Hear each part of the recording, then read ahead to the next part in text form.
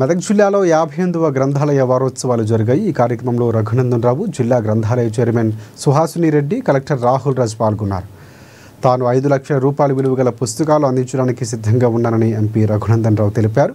దీనికి ప్రణాళిక చేయాలని గ్రంథాలయ కార్యదర్శికి సూచించారు. మెదక్ గ్రంథాలయాన్ని రాష్ట్రంలో ఆదర్శ గ్రంథాలయంగా తీర్చిదిద్దాలని పిలుపునిచ్చారు ఎంపీ.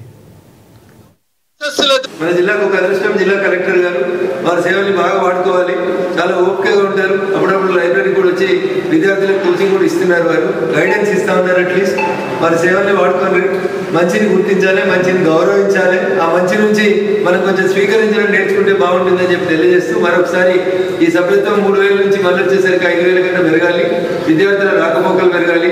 ముఖ్యంగా గిరిజన ప్రాంతాలు, దళిత బిడ్డలు ఎవరికైతే ఫెసిలిటీస్ లేక, డబ్బులు లేక, పుస్తకాలు కొనుక్కోలేక కాంపిటేటివ్ ఎగ్జామ్స్ కి హైదరాబాద్ పోయి గాంధీనగర్లోనూ, అశోక్ నగర్లోనూ అమరాన్ని కోసం పెట్టి 3 నెలలు చదువుకోలేని వాళ్ళందరికీ మన లైబ్రరీ ఒక అడ్డాగా నిలబడాలని మనస్ఫూర్తిగా కోరుకుంటూ సిబ్బందికి, చైర్మన్ గారికి, సెక్రటరీ గారికి, సహకరిస్తున్నటువంటి జిల్లా కలెక్టర్ గారికి పేరు పేరున శుభాకాంక్షలు, అభినందనలు తెలియజేస్తూ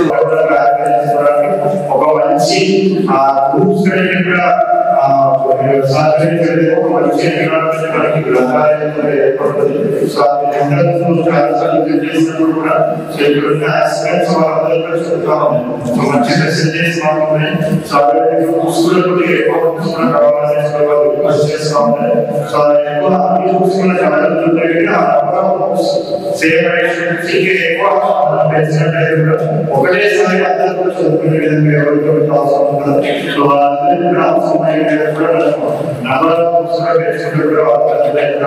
users